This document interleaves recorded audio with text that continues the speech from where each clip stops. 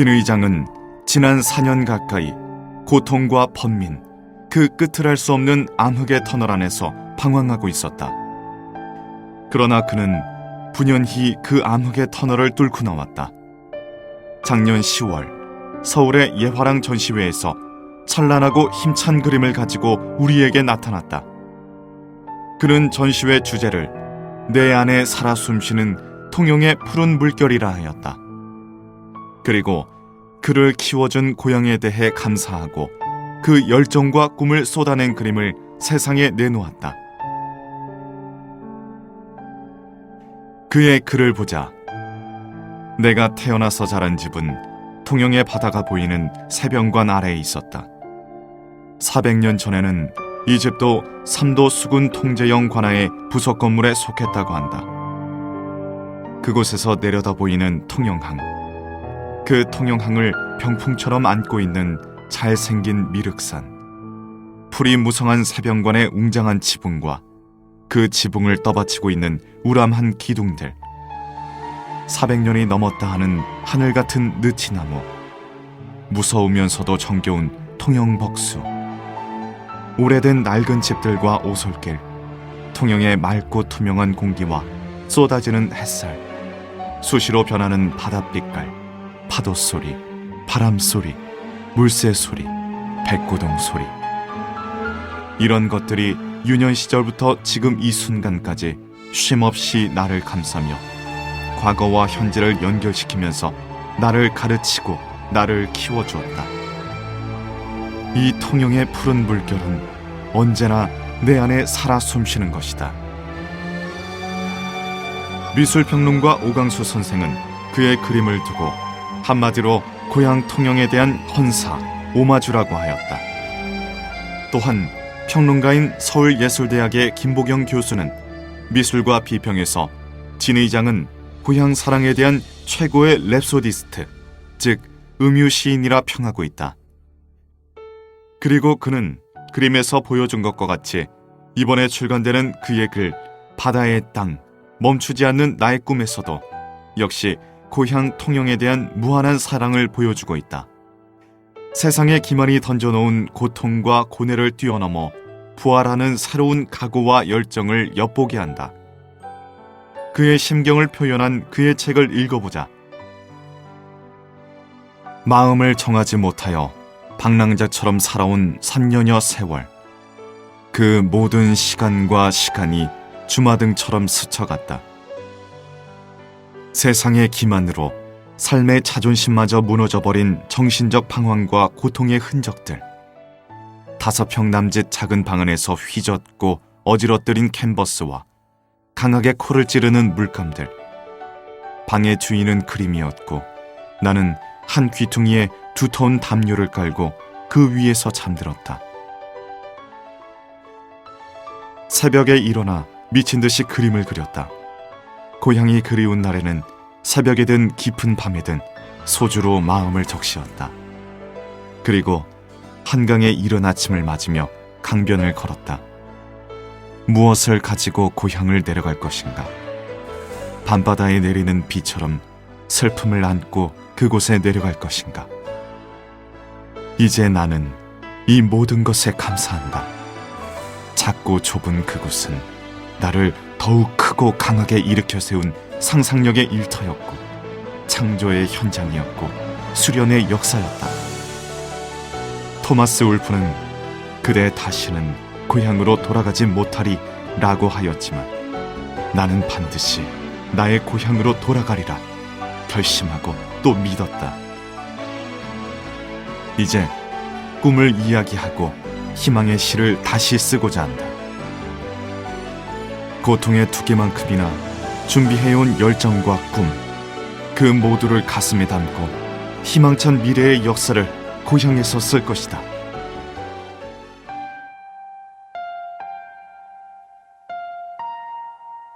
(1945년) 경남 통영의 새병관 아래 바다가 내려다 보이는 언덕의 집에서 태어나 통영 초, 중, 고등학교에서 수학하였다.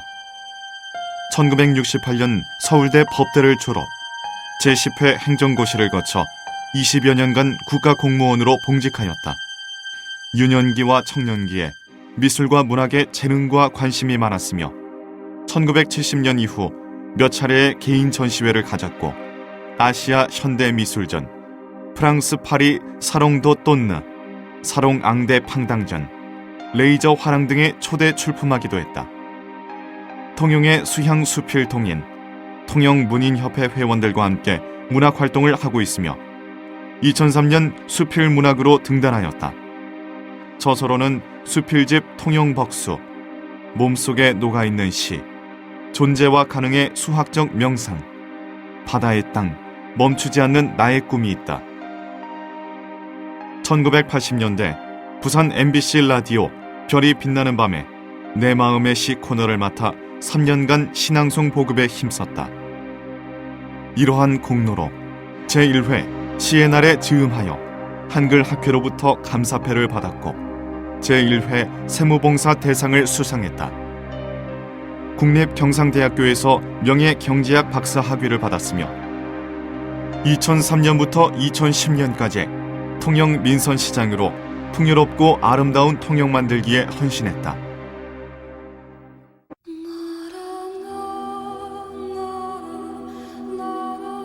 그의 외모에서 풍기듯 그는 서민적이고 사람 냄새가 나는 사람이다. 통영 시민들은 서호시장이나 중앙시장의 허름한 시락국집에서 시민들과 함께 막걸리와 소주를 즐기는 그를 흔히 보게 된다. 통영국제음악당의 국비 예산을 확보할 때 윤희상 이름을 사용하지 않으면 예산을 줄 수 없다는 기획예산처의 요구에 따라 평양에 올라가 윤희상 선생의 부인 이수자 여사를 만나 담판을 하여 윤희상 이름을 사용하게 되었고 그 결과 480억 원의 국비 예산을 확보하였다. 이명박 서울시장과 담판을 하여 한강에서 의미 없이 떠있는 거북선을 북한 측의 동의를 받아 한강 하구 비무장지대를 거쳐 통영으로 가져온 일은 진 의장만이 할 수 있는 통쾌한 일이 아닐 수 없다.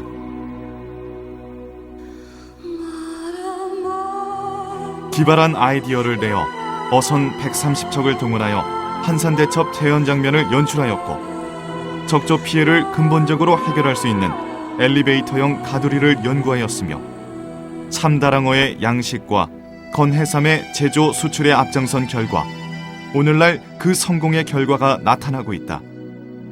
그는 2500년 수학의 역사에서 풀리지 않는 문제를 명쾌히 풀어 존재와 가능의 수학적 명상이란 논문을 발표하기도 하였다.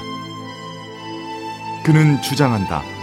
새로운 창조적인 아이디어, 이노베이션이야말로 사회를 발전시키는 일이라고 강조한다. 동피랑의 벽화마을 조성과 연대도의 에코 아일랜드의 성공은 이를 대변하고 있다. 2010년 5월 28일 국토해양부가 고시한 남해안권 발전 종합계획과 2007년 12월 27일 국회를 통과한 동서남 해안권 개발특별법은 진 의장 시장의 주도하에 통영에서 이루어진 쾌거이다. 이 법안과 계획은 국가의 새로운 성장 동력을 예고한 것이며 이의 실현은 바로 통영의 발전과 직결되는 것이다. 50년 수건 사업이었던 사량도 상하도 연도교를 건립하고 섬에 수돗물을 넣고 욕지에는 큰 댐을 만들었다. 강구안을 친수 공간으로 조성하여 새로운 관광지로 만들고 강구 안의 어선들을 옮길 대치항을 한실에 조성토록 하였으며 동충에는 크루즈선이 접안할 수 있는 다목적 항을 만들고 미륵도 중화동에는 미륵도 신항을 조성토록 하였다. 이 모든 조성비는 2,600억 원으로 전액 국비 사업인 것이다. 통영은 조선산업과 관광산업이 성공한다면 통영 경제는 100년의 반석 위에 올려 세울 수 있다고 그는 주장한다. 그래서 무려 120만 평의 공단 허가를 받아놓았다. 그리고 한산도까지의 해상 케이블카가 성공한다면 통영이 세계적 관광도시가 될 수 있다고 확신한다.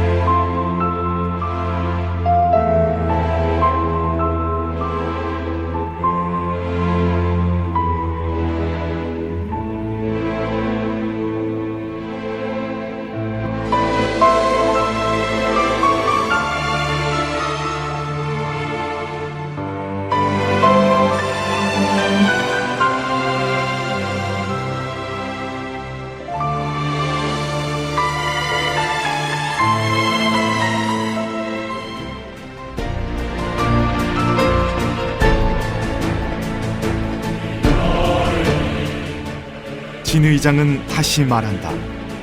혼자 꾸는 꿈은 한낱 꿈에 지나지 않지만 함께 꾸는 꿈은 현실이 될 것이다. 길 가던 시민이 진 의장에게 달려와 케이블카를 만들어 주어 고맙다고 덥석 손을 잡는다. 동피랑은 희망의 언덕길이 되었다. 진 의장이 통영시장으로 재임하던 민선 3사기 7년 동안의 통영, 그 얼마나 큰 변화와 발전을 이루었는가. 잃어버린 삶, 꿈을 잃어버린 지금의 통영.